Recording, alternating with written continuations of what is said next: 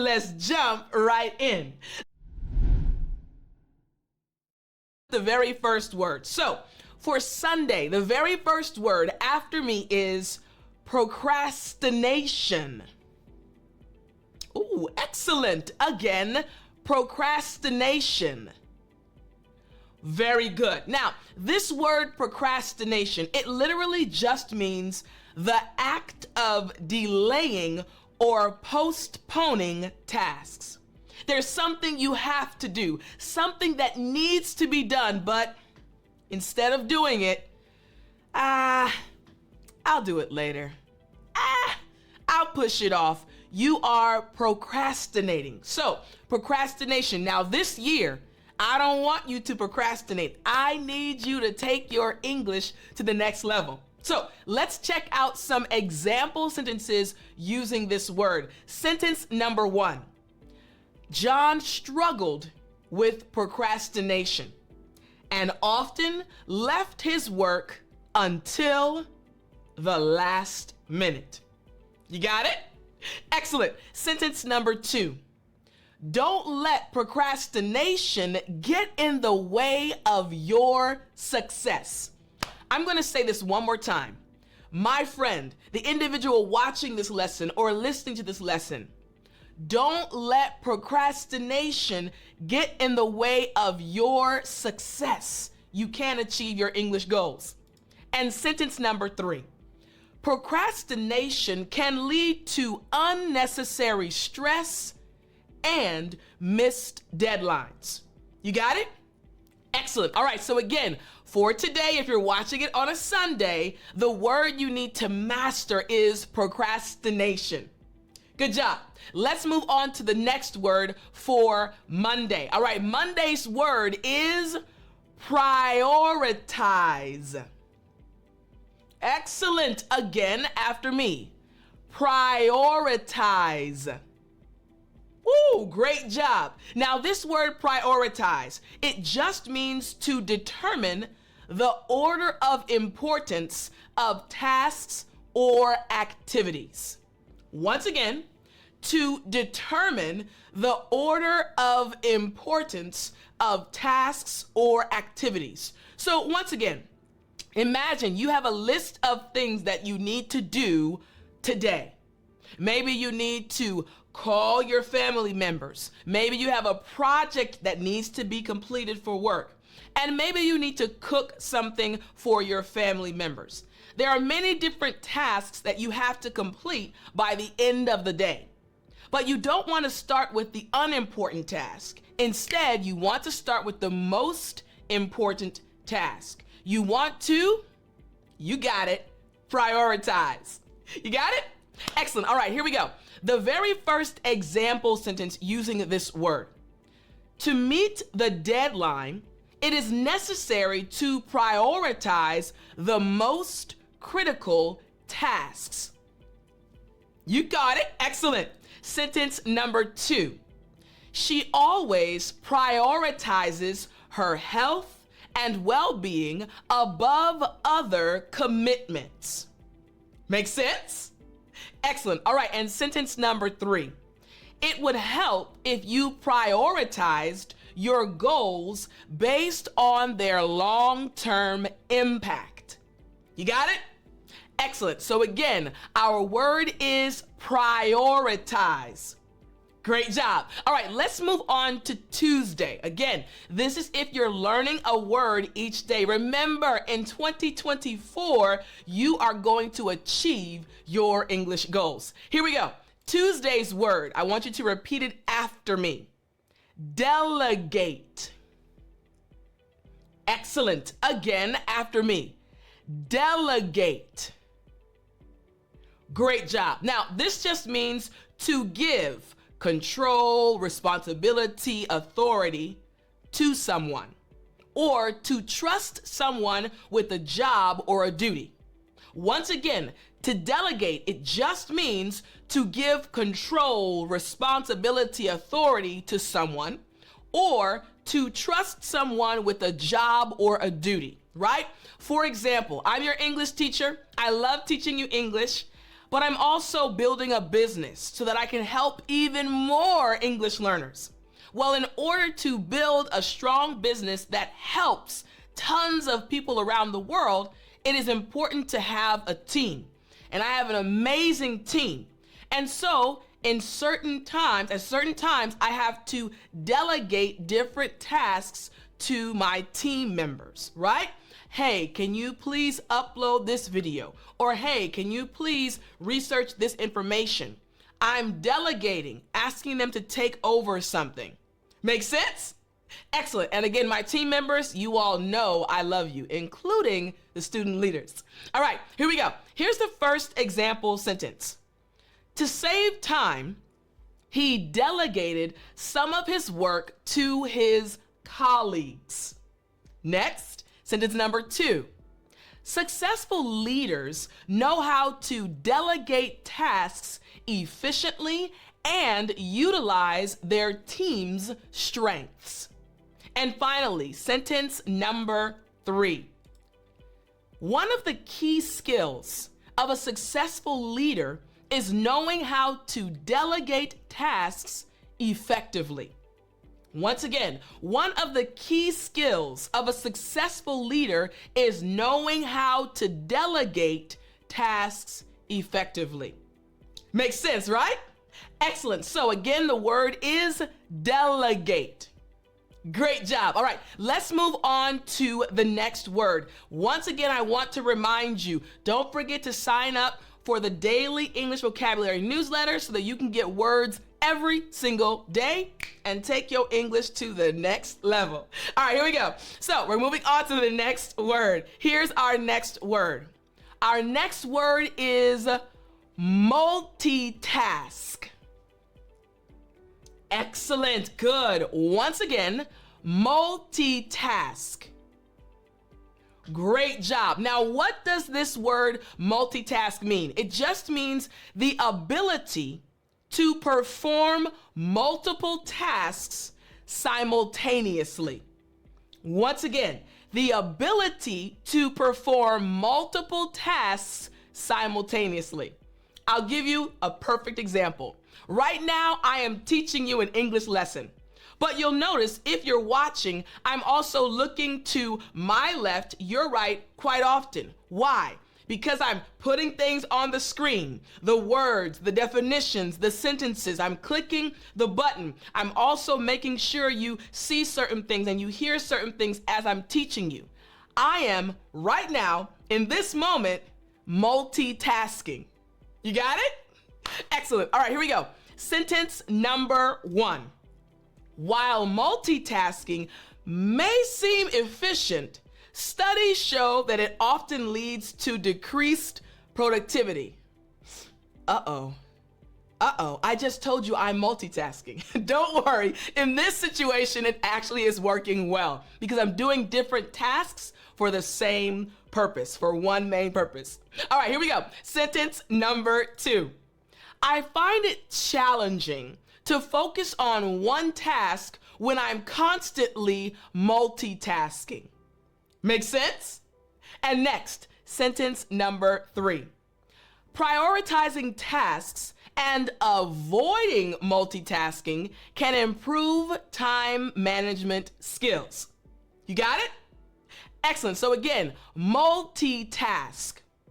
Great job. All right, our next word, our 5th vocabulary word, I want you to repeat after me. Efficiency. Oh, good job. Again after me. Efficiency. Great job. Now, what does this word efficiency actually mean? It means the ability to accomplish tasks with minimum wasted time or effort. You're getting the job done quickly and effectively. You are being efficient. Make sense? All right, check out these example sentences. Here we go. Sentence number 1. The key to time management is finding ways to increase efficiency and complete tasks faster. You got it?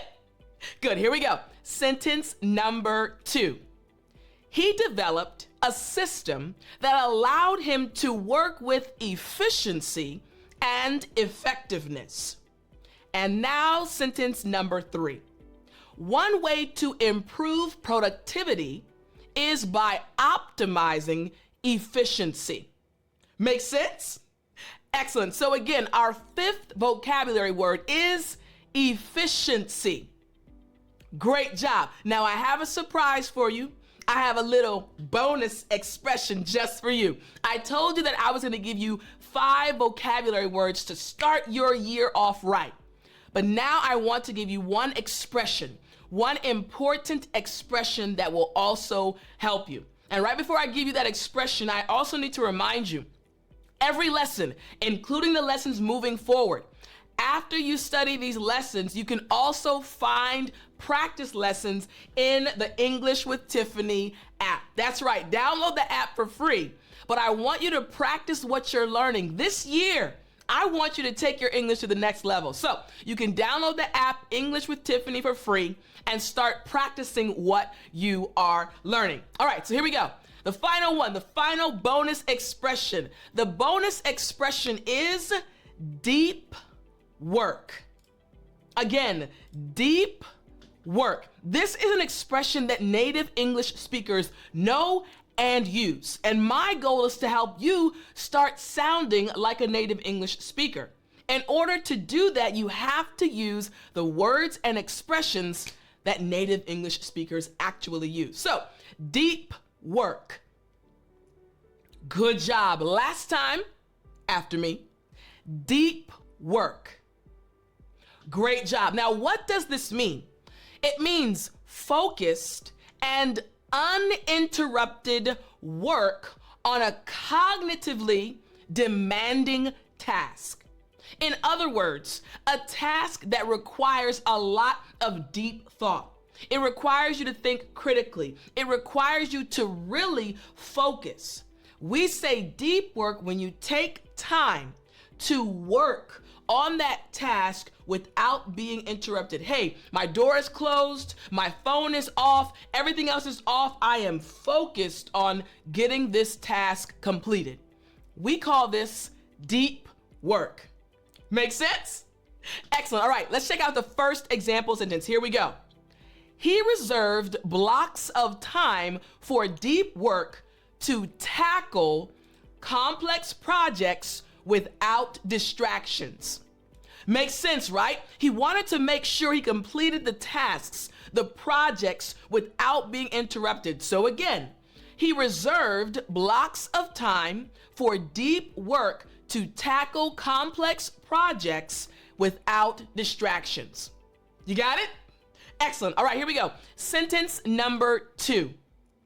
Deep work requires concentration and minimizing interruptions to maximize productivity.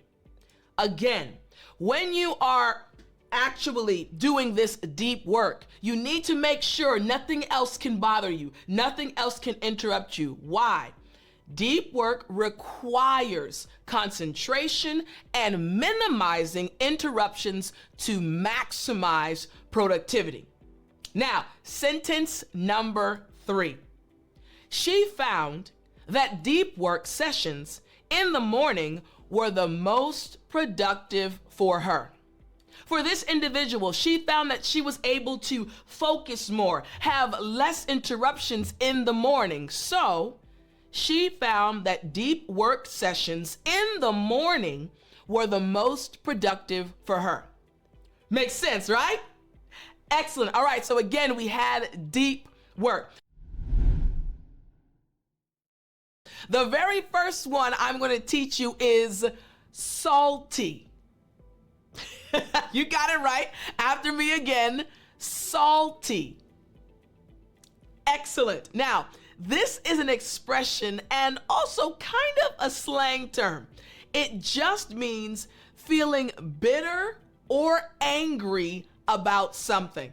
Now, you've probably heard salty when you want to put something on your food, right? And you say, oh, that's a little bit too salty. We're not speaking about flavor. We're actually speaking about a person's feelings. Again, feeling bitter or angry about something. Let me give you an example. I want you to imagine this situation. You are in a group of friends. There are 3 of you, right? And one of the friends buys a gift for your other friend, but not for you. How would you feel in that situation? I wonder why she didn't get me a gift.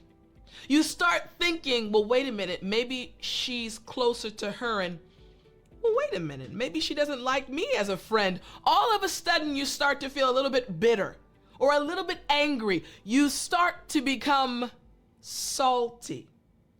You got it. Yes, excellent. All right, so I want us to check out 3 example sentences using this expression so that you can start using it in real life. Here we go. Sentence number 1. He got so salty when we beat him at basketball. That last shot we made, he was like, nah, nope, you guys cheated. All of a sudden, he got salty. He got so salty when we beat him at basketball. It's making sense, isn't it? Good. Here we go. Sentence number 2. Don't be salty about not getting the job. There will be other opportunities. So you see, we can use this expression in many different situations. Someone didn't get a job and they're sad. They're a little bit upset. Someone else got it and they didn't get it. In this situation, we can say to that person, hey, don't be salty about not getting the job. There will be other opportunities. Make sense? All right, sentence number 2 using this expression, this term. She was a bit salty after her breakup. When she broke up with her boyfriend, she was a little bit bitter, a little bit angry. She was a bit salty after her breakup. Makes sense, right? You're understanding how we use this term. Again, salty. Very good. Now we're going to move on to number 2, but don't forget, download the English with Tiffani app because you can go to the practice sessions, the practice lessons that are attached to today's lesson. So you don't want to miss out. There's so much practice for you to make sure you're understanding everything we're talking about. All right, here we go. Number 2. This is another good one. It's slang. It's something that is used commonly, though, by native English speakers. Many of the younger generation uses it, but I also use it at times, depending on who I'm speaking with. Number 2 is straight fire. Yep, you heard me right. Again, after me, straight fire. Excellent. Now, these are 2 words you have probably heard used independently. But straight fire, when they put these 2 words together, what do they mean? It means something that is really good or cool. Yeah, something that's really good or cool. For example, I've told you many times that my mother, is an amazing cook. She really cooks well. And I'm not just being biased because I'm her daughter. Other people agree. So for Thanksgiving, unfortunately, we weren't able to spend it together because my parents were a bit under the weather. They were quite sick. Now they're good. So after that, 2 weeks after Thanksgiving, we all got together and my mom cooked an amazing meal. She made vegan lasagna, she made string beans, corn, so many different things. And as I was eating the food, I said, man, this food is straight fire. This food is so good. Makes sense, right? All right, here we go. Sentence number 1. Let's look at some example sentences using this expression. Sentence number 1. His new song is straight fire. His new song is amazing. His new song is so good. His new song is straight fire. Again, we're talking about these expressions that native English speakers use in real life. And now when you hear them, you'll understand what's being said. And you also can pick times when you want to use them as well. So again, straight fire. Next, I was tempted to sing a song at that moment, but a song didn't come to my mind fast enough. Don't worry, if it does, I'll sing for you later on. Here we go. Sentence number 2. This pizza is straight fire. Let's order another one. This is so good. We have to get another one. This pizza is straight fire. Let's order another one. And next, sentence number 3. Her outfit is straight fire. Where did she get it? Woo, that outfit is nice. Her outfit is straight fire. You got it? Excellent. All right, so again, number 2 is straight fire. Let's move on to expression number 3. Again, expressions you can start using in real life. Number 3 is sus. I know you're probably looking at the screen, or if you're listening to me, you're probably pausing like, I've never heard this one, Tiffani. Again, after me, sus. Excellent. Now, this just means suspicious or shady. Something that you're not really sure about. Something seems a little strange. It's literally the shortened form of suspicious or suspect. Something that you're not necessarily sure about, you're questioning. We say sus. Now, this is slang. You would not use it in a business meeting. However, you'll see it used on television programs. You'll hear it when you listen to people on podcasts sometimes. And you'll probably hear it when looking at your phone at different videos on TikTok or Instagram or whatever social media platform you use. Sus will probably come out. So here are some examples that show you how to use this word. That guy hanging around seems kind of sus. One more time. That guy hanging around seems kind of sus. Something about that guy is a little bit shady. I'm not really sure about him. Something about him seems a little bit suspicious. That guy hanging around seems kind of sus. You got it, right? Excellent. All right, here we go. Sentence number 2. I don't trust that website. It looks sus. Something about it doesn't look good. It's suspicious. And sentence number 3. Her story seems a bit sus to me. Not really sure if I can believe what she's saying. Her story seems a bit sus to me. Now, again, this is a term and expression that more of the younger generation uses on a regular basis, but it's important for you to know what it means. If you choose to use it, go for it. That's what it's all about, using these things in real life. But at least I want you to know what it means if you hear it. All right? Make sense? Here we go. Let's move on to expression number 4. Another very important one for you to know. All right? Number 4, snitch. Good. Again, after me, snitch. Excellent. Now, this just refers to someone who tells on others or gives information to authorities. They tell the authorities, hey, she's the one that did it. She's the one. Or hey, he's the one. He's the one.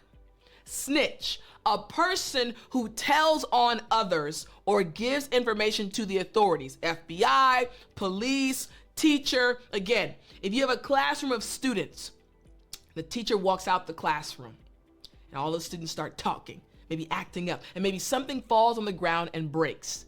And the students say, hey, don't tell the teacher. Everyone just stay quiet. Teacher walks back in the room, sees the broken glass on the floor and says, who did it? Teacher Brandon's the one that did it. A snitch, the person who told on Brandon. Make sense? All right, here we go. Example sentence number 1. We called him a snitch because he always tells the teacher when we talk in class. Number 2, don't be a snitch. Keep our plans a secret. Don't tell anybody. And sentence number 3, I can't believe she snitched on me. Make sense? Excellent. Now, this is a word you can start using today. It's a very good expression that we use, okay? Number 5, expression number 5. Remember, all these expressions will help you start speaking English in real life, in your daily life.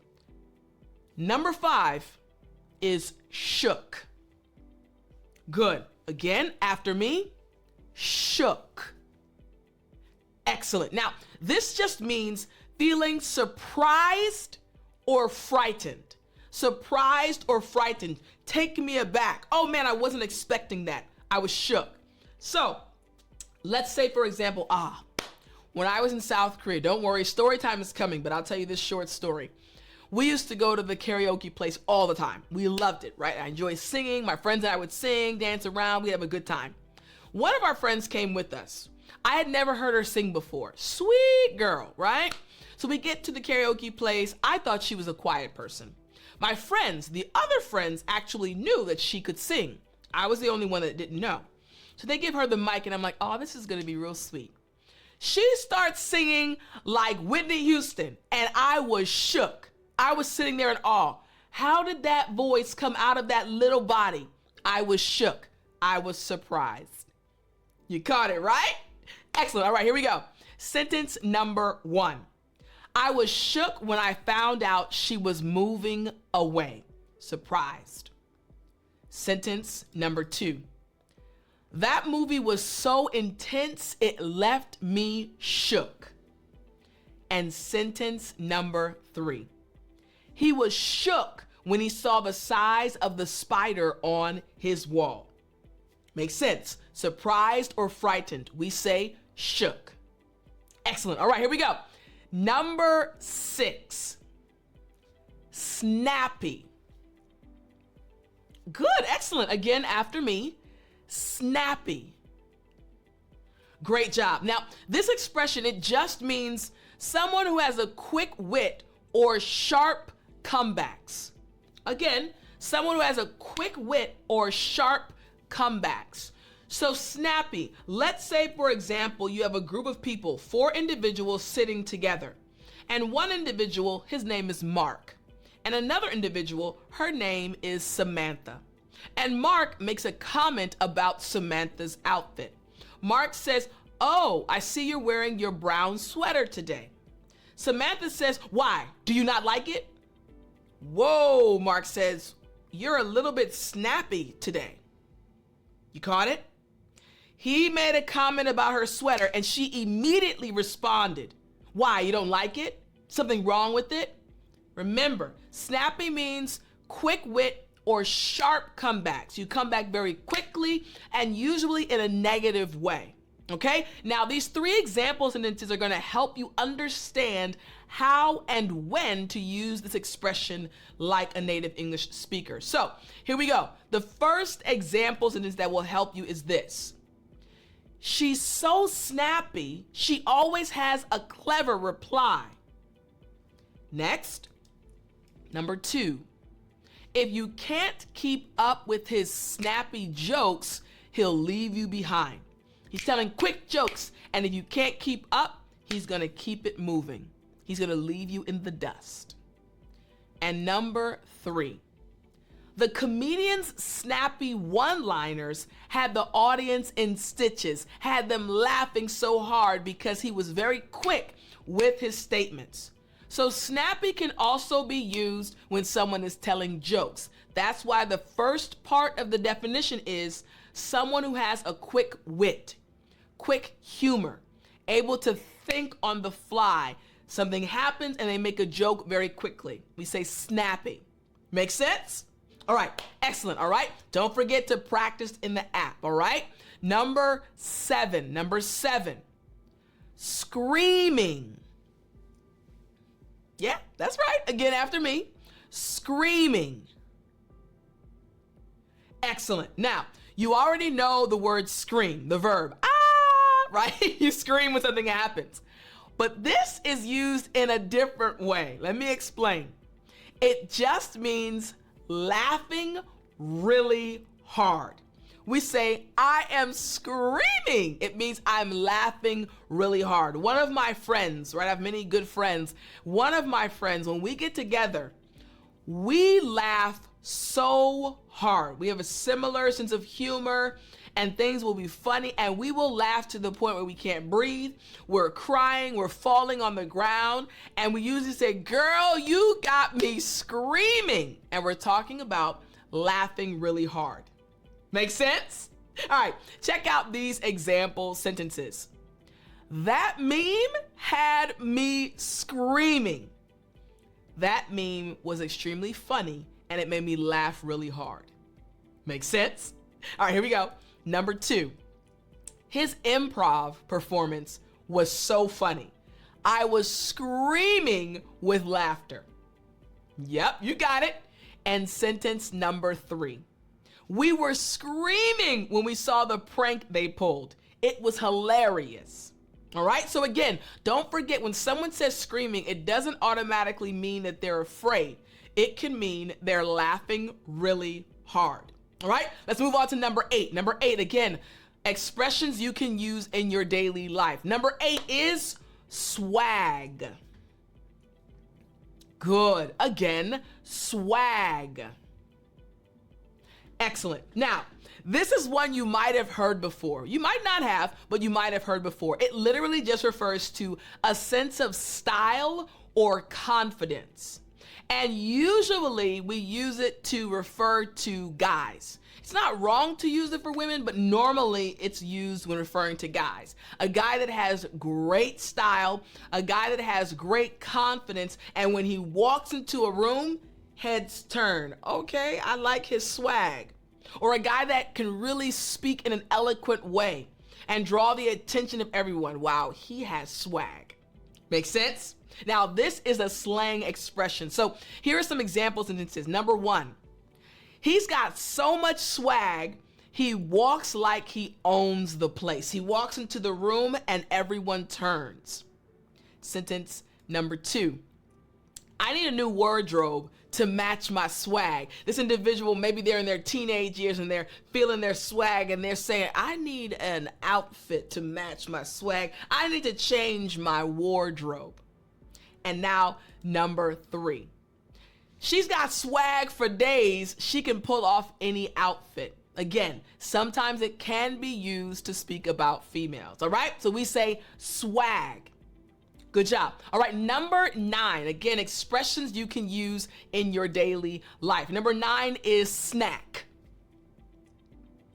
Good. Again, snack. Excellent. Now, again, you're probably thinking to yourself, Tiffani, teacher, I appreciate you. I appreciate you teaching me these new expressions, but come on, Tiff, I know this. Snack, that's just something you eat in between meals. That is true. However, this expression, this slang expression means a good-looking person. You heard me right. We use this term to refer to a good-looking person. Now, I have used this quite a few times. I'll be very honest with you. When I'm with my female friends and we either see a guy on a television program or a movie or even in real life walking past us, we'll say to each other, not out loud to the gentleman, now he is a snack. I'm laughing because I'm literally teaching you things that I use in my daily life. So it's funny for me to actually say them here because listen, I'm your teacher, but listen, this is how I talk. He's a snack. He is a snack. So it just means a very good looking person. All right, here's the example sentence. She's such a snack, I can't take my eyes off her. All right, now again, you have to be careful when you use this. It is a compliment, but normally we don't say it to the person. We'll speak about the person to our friends. It's a compliment, so you're not saying anything negative. You're just saying, wow, he is really good looking. He is a snack, right? So we do say it to our friends referring to someone else. Sentence number 2. We all agreed that he was a snack. And number 3. He didn't realize that the girl thought he was a snack. He didn't know the girl thought he was attractive. Make sense? Excellent. All right. Are you a snack? Here we go. Number 10. Let's go to number 10. Number 10 is slay. Good. Again, slay. Excellent. Now, I've used this a few times. It is mainly used by, I can't even say the younger generation. Just some people do use it, right? I know exactly what it means. If someone says it, I can follow along. It literally just refers to someone succeeding or looking amazing. Succeeding or looking amazing. And most times I'll hear it used when someone has an amazing outfit on. And we'll say, okay, girl, slay. We're just saying, hey, you look amazing. You're doing it. Slay. Okay, slay. And sometimes people would just say the word. It just means you look amazing. It's a very good compliment. It is a slang term, though, so just keep that in mind. You don't want to walk into a business meeting and your boss walks in and you say, okay, slay, boss, slay. Depending on who your boss is, that might not be the right environment to use it in. Here are the example sentences. Number 1, you slayed that presentation. You did a great job. You succeeded.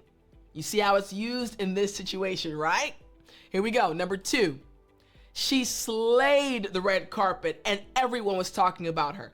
Meaning she looked amazing. Her outfit, yes, it was amazing. She slayed. And number 3, he's about to slay his competition in the big game. He's about to succeed. He's about to win. Make sense? Excellent. All right. Have your pen and paper ready. I'm going to teach you the word you need to learn for Sunday of this week. The word is empathy. Ooh, excellent. Again, empathy. Good job. Now, this word empathy, it literally just means the ability to understand and share the feelings of others. Again, the ability to understand and share the feelings of others. I love this word because I am empathetic. I experience empathy when I think about what you go through as an English learner. Remember, I speak Korean, and I remember how challenging it was for me as an adult to learn Korean. It's not easy, so I can understand how you feel. I'm expressing empathy, understanding and sharing your feelings. Make sense? Excellent. All right, check out this first example sentence. She showed great empathy by listening attentively and offering support to her friend in need. You got it? Good. Here's the second example sentence. Developing empathy can lead to stronger relationships and better communication. Empathy is so important to have strong relationships and build them. Here's the third example sentence. The teacher's empathy toward her students' struggles helped create a supportive learning environment. This is what I hope is happening between you and me as well. I want to create a supportive environment by letting you know that I understand what you're going through. Make sense? All right, so again, the word for Sunday is empathy. Good job. All right, moving to Monday. Again, learning a new word each day of the week. Monday's word is gratitude. Good. Again, gratitude. Excellent. Now, this word gratitude just means, notice first, when I say it fast, it sounds like this. Gratitude. Ooh, you got it. Now, this word just means a feeling of appreciation or thankfulness. When you appreciate someone, wow, thank you so much. One of my friends, this is not story time, but I'll still share it with you.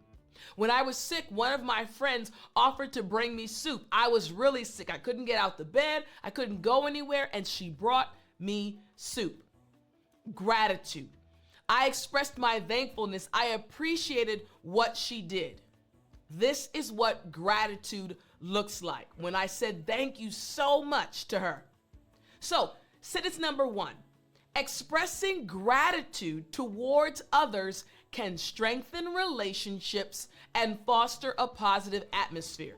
It's very true. I actually got closer to my friend after she brought me the soup. I realized, wow, she's really a kind person. Sentence number 2, Practicing daily gratitude by reflecting on things to be thankful for can improve overall well-being. I wake up in the morning thankful to have another day to help you, it's true, speak English with confidence. I am so excited that I get another opportunity to help change the lives of so many people around the world. What are you expressing gratitude for? What are you happy that you are able to do? That is sentence number 2. And sentence number 3, showing gratitude for the small things in life can lead to a greater sense of happiness. In English, we say gratitude. Good job. That's Monday's word. Now let's look at Tuesday's word. Tuesday's word after me, integrity. Good job again, integrity. Excellent. Now, this word just refers to the quality of being honest and having strong moral principles. Live a life full of integrity, doing the right things for the right reasons. In English, we say integrity. Good job. I have something on my lip. Got it. It was an eyelash. So once again, the quality of being honest and having strong moral principles. Here's sentence number 1. His integrity was evident when he refused to compromise his values even in difficult situations. He would not compromise his values. He wouldn't back down. He held up his standards. His integrity was evident. And sentence number 2. A person with integrity is trusted and respected by others. Sentence number 3. The company's commitment to integrity is reflected in its ethical business practices. You got it? Excellent. So again, Tuesday's word is integrity. What about Wednesday? Again, you're learning a brand new word for each day of this upcoming week. After me, compassion. Good. Again, compassion. Excellent. This word compassion just refers to a deep sympathy and concern for the suffering or misfortune of others. You care about their well-being. You want to help them. For example, I remember prior to going to Korea, I developed this strong sense of compassion for homeless people. I wanted to help them. I wanted to give back. So even when I was in Korea, I actually set up a program where once a month, the foreign missionaries would come together and hand out food. I was showing compassion for the homeless because I really understood how challenging their situations were. Compassion. Here's sentence number 1. The nurse's compassion and care provided comfort to the patients. Sentence number 2. Showing compassion towards others can make a positive impact on their lives. And sentence number 3. The organization's mission is to promote compassion and support vulnerable communities. Make sense? Excellent. So again, for Wednesday, the word is compassion. Good job. All right, the next word for Thursday, empower. Ooh, good. Again, empower. Excellent. I love this word. Here's the meaning of this word. The process of giving someone the power or the authority to do something. You're giving someone the power. For example, one thing I love to do as an English teacher is to empower you. I believe in you. I believe that you can achieve each and every one of your English goals. And I love empowering you. That's the main reason why I create these English lessons each week.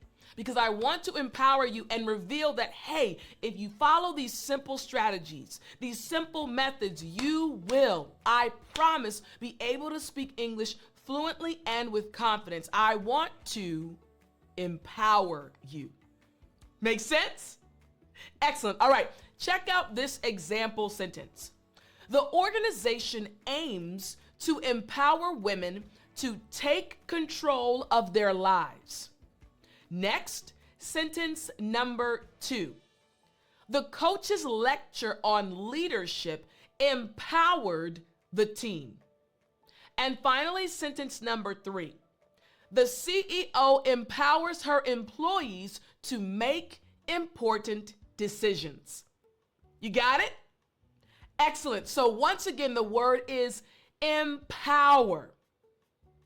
Good job. Now we have a bonus expression, an expression that we as native English speakers use on a regular basis. The expression is keep your chin up. That's right, your chin up. Again, keep your chin up. Excellent. I'm going to describe this situation that happened several months back. There was a basketball game being played by some college students, and one player missed a layup. He didn't do well on a play, and he was feeling dejected. He was feeling down, and his head started going down. And his teammate suddenly ran up behind him, put his hand on his chin, and lifted his chin up. Why? To remind him, hey, keep your chin up. Stay encouraged. Don't feel down. And that's exactly what this expression actually means. To stay positive and hopeful in a difficult situation. This is true for you as an English learner.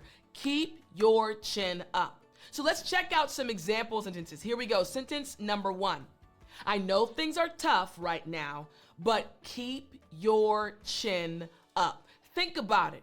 When you're exercising, sometimes it gets a little bit challenging. It's hard, you're breathing heavy, you're sweating, and you don't want to keep going, but you have to remember, I know things are tough right now, but keep your chin up.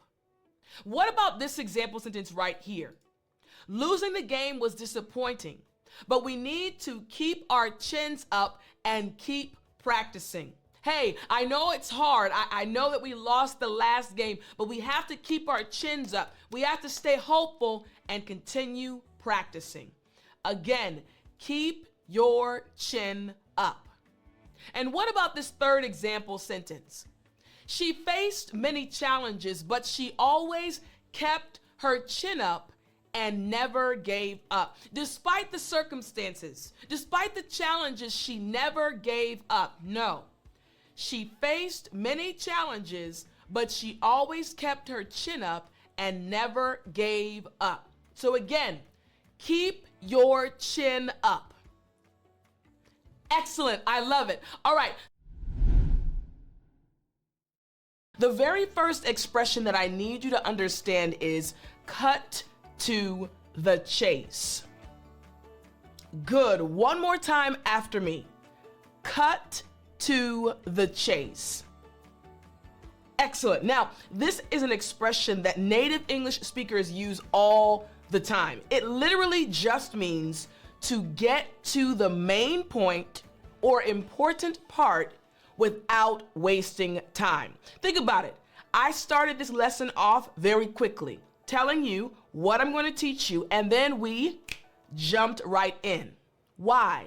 Because I wanted to cut to the chase. I didn't want to waste any time. I wanted to get to the main point. Make sense?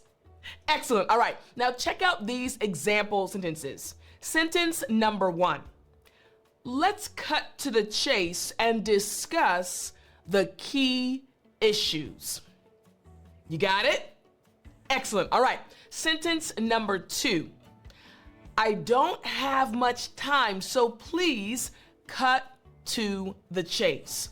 This is an expression you can start using today. An expression that lets the person listening to you realize, let me just give them the main point, the main idea, because they are in a rush, right? You got it? All right, here we go. Sentence number 3. Instead of small talk, he preferred to cut to the chase in conversations. He didn't do a lot of small talk. He really liked to get to the main point, to cut to the chase. Yes, you are getting it. All right, we're gonna move on to expression number 2. I don't want you to forget though, as you're learning these expressions, I don't want you to forget to practice what you're learning after this lesson. So download the English with Tiffani app totally for free. The link is in the description, or you can go to your Google Play Store or Apple Store.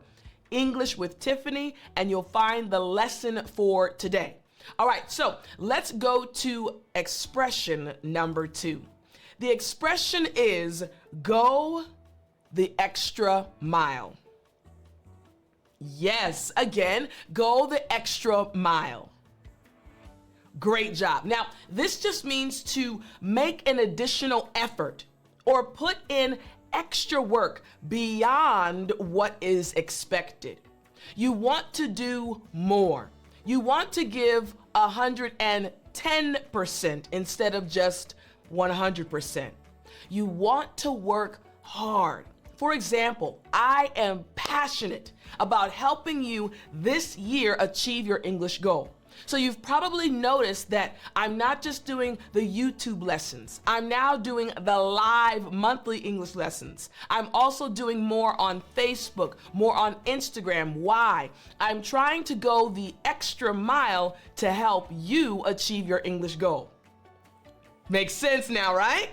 I love it. All right, here we go. Here's the first example sentence. She always goes the extra mile to help her colleagues with their projects. Sentence number 2.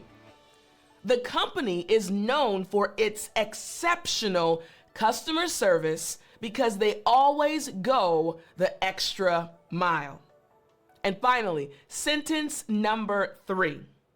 Going the extra mile often leads to great success and recognition. Man, for you as an English learner, this is so true. Go the extra mile this year. You want to achieve your English goal? Put in extra effort, and I guarantee you will experience success. Go the extra mile. All right, here we go. Let's move on to expression number 3. The third expression I want you to understand is have a change of heart. Good. Again, have a change of heart.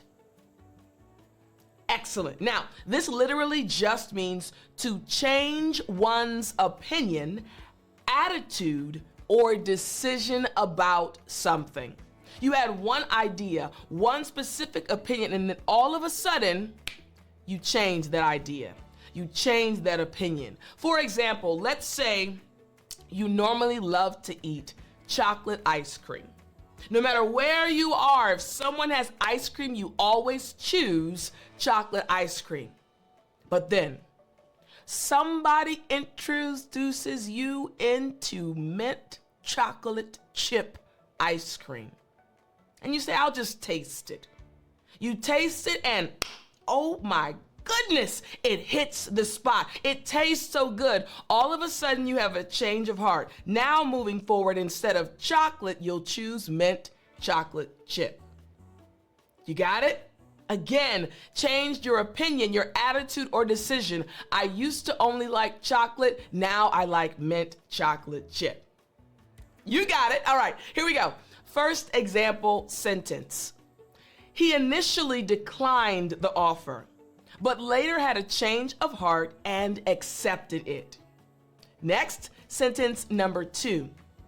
After his experience, she had a change of heart about her career path. She learned from her friend's experience and said, ooh, no, I have a change of heart about my own path. And finally, sentence number 3. Her recent trip made her have a change of heart about traveling alone. You got it? Excellent. All right, let's move on to expression number 4. Expression number 4 is be in hot water. Good. Again, be in hot water.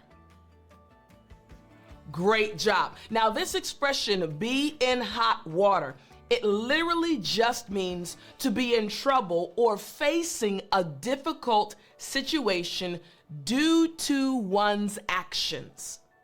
It's a result of something you did, a consequence, not a good consequence, not a good effect, something that is causing you to face trouble or difficulties. Be in hot water. Two little boys. Their mother told them, do not play in the kitchen while I am gone. I have food on the stove and I don't want you guys to do anything to mess up dinner. Okay, Mom. They said, yes, we won't go in the kitchen. But you know how kids are. Mom had been away for about 30 minutes. The eldest brother said to his younger brother, come on, let's go in the kitchen, man. It's more fun in there. They ran into the kitchen. They were playing tag back and forth. And in the midst of playing tag, they hit the stove. And what happened? The pot with their dinner in it fell to the floor. The brothers looked at each other and said, uh-oh, we are going to be in hot water. You caught it, because you know that mother's going to come home and they are going to be in trouble. Once again, be in hot water. To be in trouble or facing a difficult situation due to one's actions. All right, let's check out the example sentences. Here we go. Sentence number 1. After missing the deadline, he found himself in hot water with his boss. Next, sentence number 2. She knew she would be in hot water for neglecting her responsibilities. And sentence number 3. Getting caught cheating in the exam landed him in hot water with the school authorities. Make sense? Excellent. So again, expression number 4, be in hot water. All right, let's move on to expression number 5, another expression that it's so important for you to know how to use. All right, bite off more than one can chew. Good. Again, bite off more than one can chew. Woo, excellent job. All right, what does this mean? It literally just means to take on a task or responsibility that is too big or difficult to manage. You are a hard worker. You do things well. But this time, you took on a project, a task that was more difficult than you realized. You had to stay late after work all this week, 2, 3, 4 extra hours a day because you bit off more than you can chew. You got it? Excellent. You bit off more than you could chew and you're realizing, oh my goodness, this is too much for me. Once again, bite off more than one can chew literally just means to take on a task or a responsibility that is too big or too difficult to manage. Make sense? Excellent. All right, check out the first example sentence. Here we go.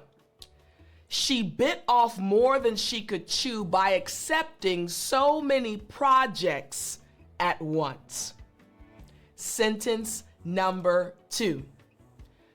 Don't bite off more than you can chew. Don't take on too many tasks. Don't take on things that you can't handle. Don't bite off more than you can chew. And sentence number 3. Taking on that massive renovation project felt like biting off more than he could chew. Make sense? Excellent. All right. So now let's move on to expression number 6. Again, use these expressions starting today. Use them in your regular conversations. All right. Here we go. Burn the midnight oil. Excellent. Again, burn the midnight oil. Good. Now, this expression literally just means to work late into the night or to stay up late working or studying, right? You're working late into the night. And the way you can remember this is, now we have lights, right? We have technology, we have the internet, we have electricity. But many years ago, when electricity was not a factor, people would use lamps. So if you had to stay up late at night, you would use a lamp to see. And many times people had gas lamps or oil lamps. So they would have to pour the oil to keep that fire burning late into the night. I see it, you see it, right? I know you understand. So again, burn the midnight oil just means you have to work late into the night. You got it? Excellent. All right, here's the first example sentence. He had to burn the midnight oil to finish the project before the deadline. Next, sentence number 2. During exam week, students often burn the midnight oil to prepare. And finally, sentence number 3. The writer burned the midnight oil to complete her novel. Yes, it's making sense. Excellent. So again, expression number 6 is burn the midnight oil. Now, what about expression number 7? This one right here, I want you to pay close attention. Burn bridges. Excellent. Again, burn bridges. Good job. Now, this literally just means to damage relationships or cut off connections, usually in a way that is irreversible. It can't be changed. You can't go back to the way you used to be. We say burn bridges. There was a connection between you and this person, between you and this company. Everything was going well, but you cut that connection. You burned that bridge. There's no way to go back and make that connection. Burn bridges. Again, to damage relationships or cut off connections. Check out these example sentences. Sentence number 1. She regretted burning bridges with her former colleagues after leaving on bad terms. Sentence number 2. Quitting her job by yelling at the boss burned bridges for future references. And finally, sentence number 3. It's never a good idea to burn bridges, as you never know when you might need help. You got it? Excellent. Here we go. The very first word for Sunday. After me, catalyst. Good. Again, catalyst. Great job. Now let's say it faster at a normal pace. Catalyst. Ooh, excellent. Now, what does this word catalyst actually mean? It literally means a person or thing that precipitates or comes before or causes an event or change. In other words, an agent of transformation. Something happens. What was the cause? What happened before it? What was the catalyst? Check out this example sentence. His innovative vision served as a catalyst for the company's rebranding. It led to the amazing rebranding. Sentence number 2. The new policy acted as a catalyst for widespread industry reform. And sentence number 3. Technological advancements have been a catalyst for change in educational methods. You got it? Again, what came before? What led to this change? Catalyst. Excellent. All right, let's move on now to Tuesday's word. Not Tuesday, Monday. Sunday, Monday, Tuesday, Wednesday, Thursday, Friday, Saturday. That's an older song. Here we go. Monday's word. Here's Monday's word. Fortitude. Good job. Again, fortitude. Excellent. Now let's say it faster at a normal pace. Fortitude. I know, a little bit of a tongue twister, right? Let's do it again after me. Fortitude. Excellent. All right. What does this word actually mean? It just means courage in pain or adversity. You're going through a challenge. You're going through a difficulty. You're going through a hard time, but you stay strong. You have courage. You keep moving forward, even though it's difficult. This is called fortitude. You got it? Excellent. All right. Here's the first example sentence. She showed great fortitude in dealing with her challenging circumstances. She pushed through. She moved forward. She didn't stop. What about sentence number 2? It takes considerable fortitude to stand up for what is right in the face of opposition. It's not easy. People are coming against you. They're coming at you, maybe saying unkind words, but you have courage. You stay strong. Fortitude. And sentence number 3.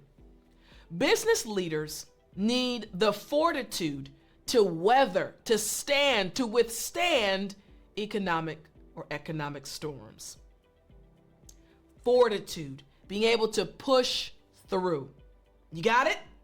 Excellent. Monday's word, fortitude. What about Tuesday's word? Another great one. Ingenious. Good job. I like it. Again, ingenious. Excellent. Last time after me. Ingenious. Great job. Now, this word, what does this word mean? It literally just means, speaking of a person, someone who's clever, original, and inventive. Think about Pablo Picasso. Ingenious when it comes to art. Then you have Einstein. Extremely intelligent, right? Clever, original, and inventive. Many say the iPhone. Wow. Inventive, innovative, wow, ingenious, absolutely amazing. Check out this first example sentence. He devised an ingenious solution to the engineering problem. Sentence number 2. Her ingenious use of limited resources was commendable. And finally, sentence number 3. The ingenious marketing campaign increased the company's visibility exponentially. Again, ingenious. Makes sense? Good job. All right, so Tuesday's word, once again, Tuesday we have ingenious. What about Wednesday's word? Another great one. Pinnacle.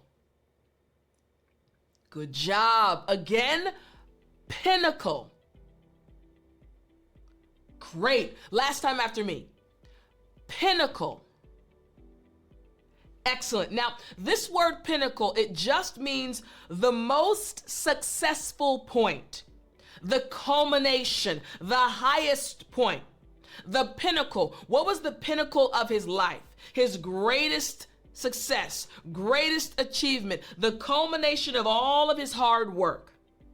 Pinnacle. There you go. Here's the first example sentence.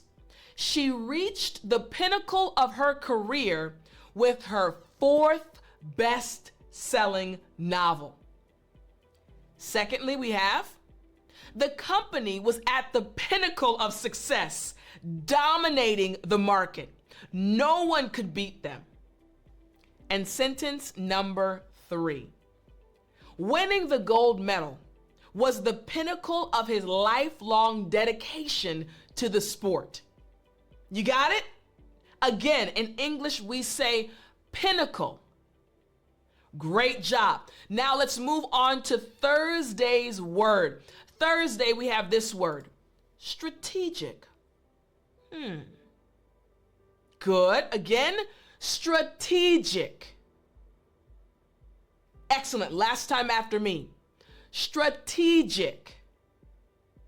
Great job. Now, before I give you the meaning of this word, remember, each and every time I teach you a lesson, you can actually practice what you're learning via my app, English with Tiffani. The link is in the description, or if you already have it, just go to the app and you'll find the weekly English lessons, and you can practice what you are learning.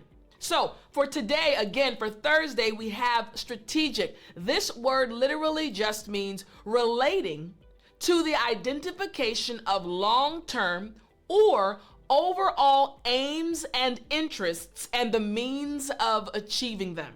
How are you going to achieve your goal? Remember last week, right? Talked about the 9 steps. If you haven't seen that video, go back and check it out. 9 steps to achieving English fluency. So what's your plan? What's your strategy to achieve your goal? Strategic. First example sentence. The company's strategic plan included international expansion. Sentence number 2. Her strategic approach to the campaign secured her the election. And sentence number 3. Investing in education is a strategic move for any society aiming for sustainable development. Again, strategic. Great job. Now we have a bonus for Friday, a bonus expression. Remember, learn these throughout the week. The expression after me, go the extra mile. Good. Again, go the extra mile. Great job. Now, what does this expression, go the extra mile, actually mean? It literally means to do more than is required or expected in order to achieve something. You're going above and beyond. They only needed 3, but you said, I'm going to give them 5. They only needed you to do this much work, but you did this much work.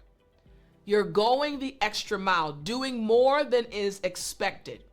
Now, check out these example sentences that use this expression. Sentence number 1. This is a great example of how to use this expression, go the extra mile. Keep in mind, this is an expression used by native English speakers. Here we go. She always goes the extra mile to ensure her customers are satisfied. She wants to make sure her customers never feel like they're not being served. She always goes above and beyond. She always goes the extra mile to ensure her customers are satisfied. Next, sentence number 2. Employees who go the extra mile are generally the ones who gain more recognition. The employees who work harder, who give more than they're asked, who do more than the others, they generally get more recognition.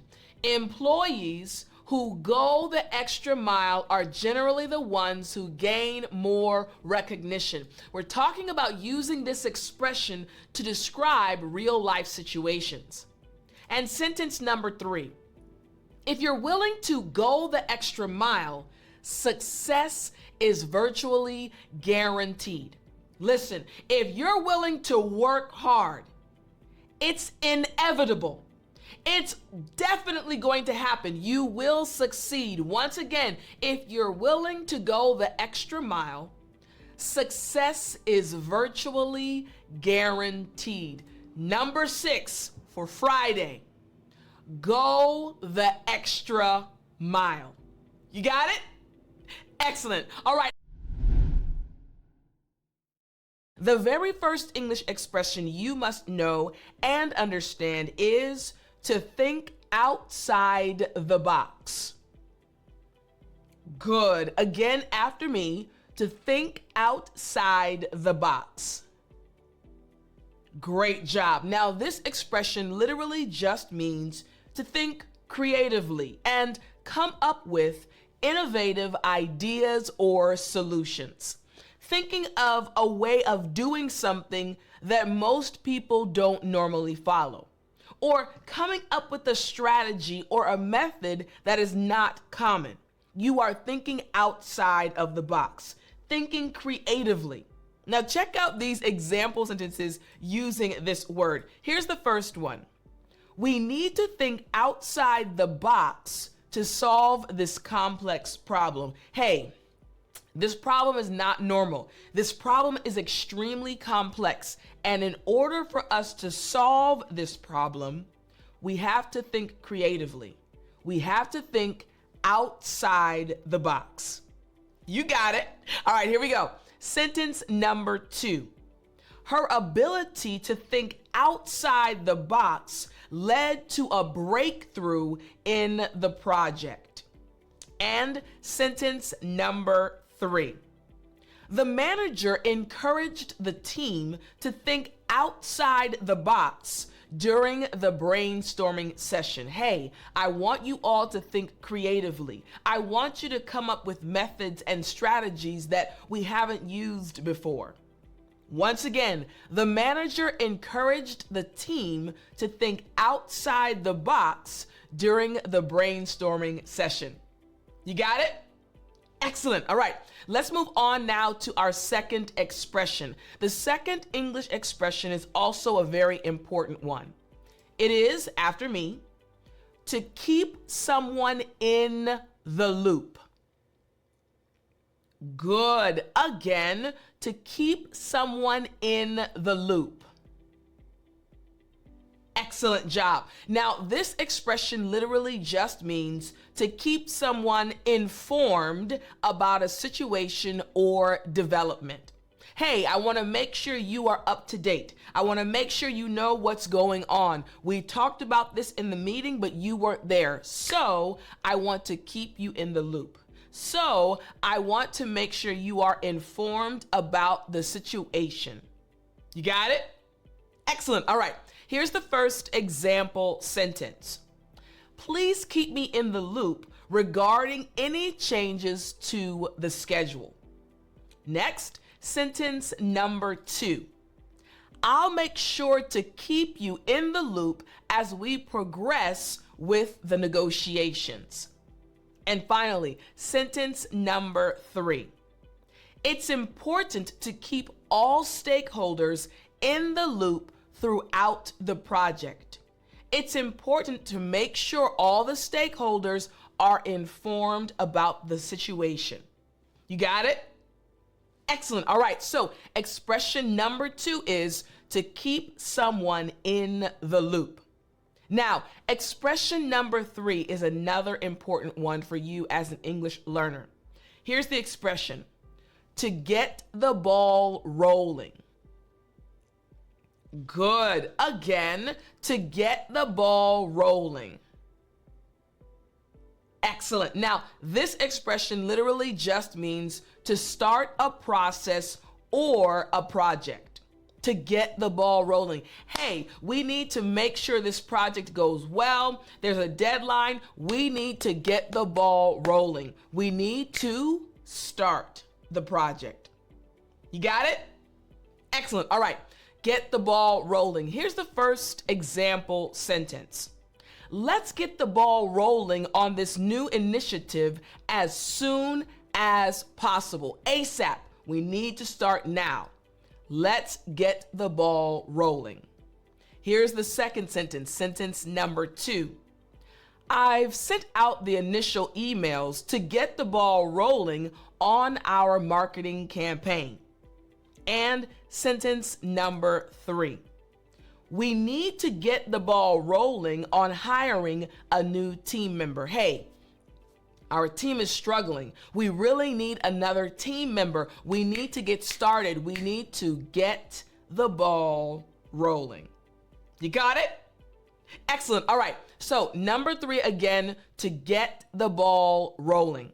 Now we have expression number 4. Expression number 4 is to be swamped. Good. Again, to be swamped. Excellent. Now, to be swamped, this is a very commonly used expression. It just means to be extremely busy or overwhelmed with work. You're extremely busy. Man, I have so many tasks to get done today, and then for the rest of the week, I have extra tasks, and then next week and the weekend, I am swamped. To be overwhelmed, to have a lot on your plate or a lot to do. In English, we say to be swamped. You got it? Excellent. All right. Check out these example sentences. Here's the first one. I'm swamped with reports this week. Can we reschedule our meeting? I'm swamped with reports this week. Can we reschedule our meeting? Here we go. Sentence number 2. The customer service team is swamped with calls due to the recent product launch. And finally, sentence number 3. She's been swamped ever since taking on the new project. You got it? Excellent. So again, to be swamped. Now we're going to move on to expression number 5, but I want to remind you to download the English with Tiffani app. After each lesson, you can practice what you've learned by downloading the app for free, and you can actually study with practical applications, practical lessons related to what you are learning today. So again, download the app. The link is in the description. Now, our next expression is expression number 5, and it is to be on board. Good. Again, to be on board. Excellent. Now, this expression just means to agree with or support an idea or plan. Once again, to agree with or to support an idea or plan. Hey, I'm on board with the plan you have put in place. Hey, I'm on board. I'm ready to join. I'm ready to support your idea. To be on board. You got it? Yes. Now, this is an expression you can use a lot in the office environment. So check out these example sentences. Here we go. Are you on board with the new marketing strategy? Are you okay? Are you willing to support the new marketing strategy? Once again, are you on board with the new marketing strategy? Sentence number 2. We need everyone to be on board before we implement these changes. And sentence number 3. The CEO is fully on board with our proposal for the new product line. You got it? Excellent. So again, expression number 5 is to be on board. Now remember, as you're learning these expressions, I want you to keep in mind the importance of using them throughout the day. Try to use them at least once. That's how you'll start sounding like a native English speaker. Here's the 6th expression. To drop the ball. Good. Again, to drop the ball. Excellent. Now, this sounds very simple. What does it mean to drop the ball? This expression just means to make a mistake or fail to do something important. Again, to make a mistake or fail to do something important. Imagine this. If you're watching this video lesson, or even if you're listening to this video lesson, you are used to these lessons going live, becoming available on Sunday mornings. Imagine next Sunday, the video doesn't get posted. Monday, it's not there. Tuesday, it's not there. Oh man, Tiffani dropped the ball. Again, it just means to fail to do something important. These lessons are important, right? You can shake your head, it's okay. My goal is to help you speak English fluently. So you look forward to these lessons. I don't want to drop the ball. I want to make sure I'm providing you each week with a new English lesson. So again, to drop the ball. You got it. Excellent. Here we go. Sentence number one. Sentence number one is, I'm sorry I dropped the ball on getting you those figures yesterday. I'm sorry I failed to get you those figures yesterday. You got it? Good, here we go. Sentence number two. We can't afford to drop the ball on this important client account. We can't afford to make a mistake. We can't afford to fail. We can't afford to drop the ball. And sentence number three. The team dropped the ball by not meeting the project deadline. Again, the team dropped the ball by not meeting the project deadline. You got it? Excellent. All right. So expression number 6, to drop the ball. Now, this seventh expression is an expression I really want to make sure you understand and are able to use. The seventh expression is to get up to speed. Good. Again, to get up to speed. Excellent. Now, to get up to speed, this literally just means to acquire all the relevant information or skills to understand a situation or perform a task. Getting everything you need in order to perform properly or well. Hey, what is the information I need for this? What are the tasks I need to finish or complete in order to make sure this project goes well? Please get me up to speed. Give me all the necessary information. You got it? Yes. Check out this example sentence. The first one is going to help you a lot. I'll need a few days to get up to speed on the new software system. Hey, we have a new software system and I want to make sure I'm able to use it properly. So I'm going to need a few days to learn it. I'm going to need a few days to improve my skills using this new software system. Again, I'll need a few days to get up to speed on the new software system. You got it. Excellent. All right. Sentence number 2. Can you help the new employee get up to speed on our company policies? Again, can you help the new employee get up to speed on our company policies? Yes, you got it. I love it. I love it. All right. Now we're going to go to sentence number 3. Sentence number 3. It's crucial to get up to speed quickly when joining a new project team. Once again, it's crucial to get up to speed quickly when joining a new project team.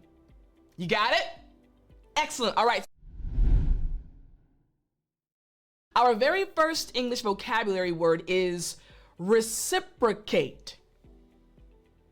Yeah, it's a big one. Again, after me.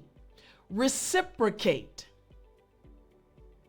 Excellent. Now, this word literally just means to respond to a gesture or action by making a corresponding one. Once again, to respond to a gesture or action by making a corresponding one. Something is done to you and you respond. Something is said to you and you respond. Check out these example sentences because they'll help you understand this word.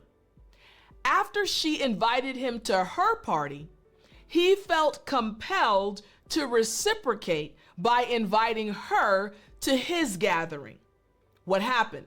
The first action, she invited him. The next action, he invited her. Reciprocate. You got it? Excellent. All right. Sentence number 2. The love and respect we give to our friends are often reciprocated in unexpected ways.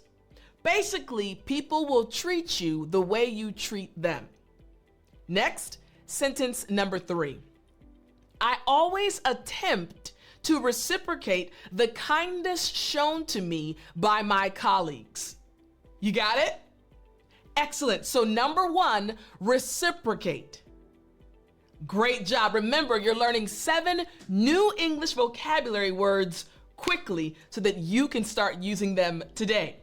Word number 2, amicable. Good. Again, amicable. Woo! Good job. Excellent job. Now, this word amicable, what does it really mean? It just means characterized by friendliness and absence of discord. Now, discord is just tension or arguments or things going wrong. So again, amicable, characterized by friendliness. I hope you think I'm friendly. Friendliness and an absence of discord. Check out these example sentences. Here we go. Sentence number 1. Despite the breakup, they maintained an amicable friendship. I'm leaving this in here. Here we go. Let's do it again.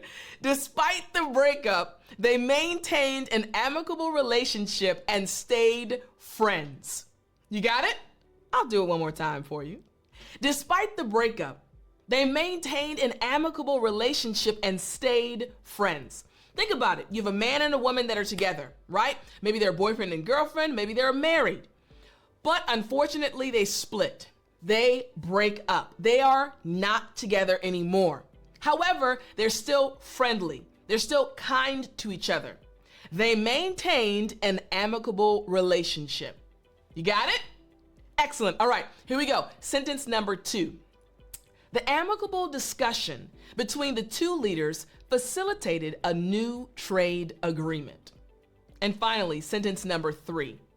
It's important to settle disputes in an amicable manner to preserve peace in the community. You got it? Excellent. So again, word number 2, amicable. Great job. All right, word number 3. Number 3 is condone. Excellent. Again, condone. Great job. Now, this literally just means to accept and allow behavior that is considered morally wrong or offensive to continue. Behavior that people don't actually like. People don't think it should be accepted, but you allow it to continue. In English, we say condone. For example, when I was in university, on the campus that my university was, on our campus, you were not allowed to smoke, drink, or do other things, right? Those things were not condoned or allowed. Some campuses do condone these things. Make sense? Excellent. All right, here we go. Sentence number 1. I cannot condone lying, even if it's meant to protect someone's feelings. Sentence number 2. The school does not condone bullying in any form.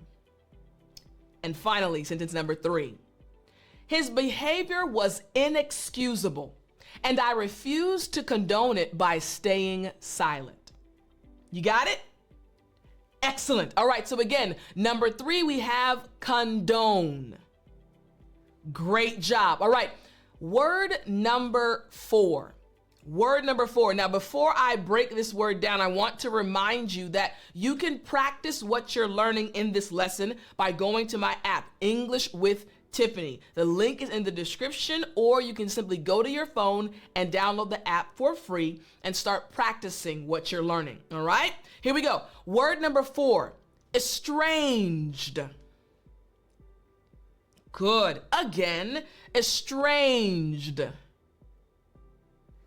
Excellent. Now, this word estranged just means of a person, we're speaking about a person, no longer close or affectionate to someone, or alienated. Again, when you're speaking about a person, no longer close or affectionate, or alienated. You're separate. This person is no longer close to you. You're kind of pulling away from that person, estranged. Check out these example sentences. Sentence number 1. After years of bitter arguments, they became estranged from each other, alienated, separated. Sentence number 2. He spoke sadly of his estranged brother, whom he hadn't seen in years. And finally, sentence number 3. The letter was from her estranged husband who had left the country. You got it? Excellent. So again, number 4 is estranged. Number 5, infallible. Good. Again, infallible. Excellent. Now, this term infallible, it literally just means incapable, not able, not capable of making mistakes or being wrong. Not capable of making mistakes or being wrong. This individual is always right and never wrong. In English, we say infallible. Check out these example sentences for this word. Sentence number 1. She regarded her grandfather as an infallible source of wisdom. Sentence number 2. Even the most experienced professionals are not infallible. They can make mistakes. They can be wrong. And sentence number 3. We must remember that human judgment is not infallible. We must remember that human judgment is not infallible. You got it? Excellent. All right. So word number 5, infallible. Let's move on now to word number 6. Word number 6, we have indispensable. Excellent. Again, indispensable. Great job. Now, this literally just means absolutely necessary, essential. Once again, absolutely necessary or essential. Think about it. For me to actually teach you this lesson, this camera that I'm speaking to, this mic that I'm using, this computer that I'm using, these things are indispensable. They are necessary. They are essential. You got it. Excellent. All right. Here's sentence number 1. Trust is an indispensable component of a healthy relationship. In other words, trust is absolutely necessary in order for you to have a healthy relationship. Sentence number 2. Her support was indispensable during my time of need. You got it? Excellent. All right. And sentence number 3. This reference book is an indispensable resource for researchers. Excellent. Very good. So again, number 6, indispensable. Great job. All right, now let's move on to word number 7. Word number 7 is benevolent. I love it. I love it. I enjoy saying this word. Again, after me, benevolent. Yes, very good. You got the V sound, front teeth, bottom lip, and vibrate. V. Excellent. Last time after me. Benevolent. Good job. Now, this word just means well-meaning and kind.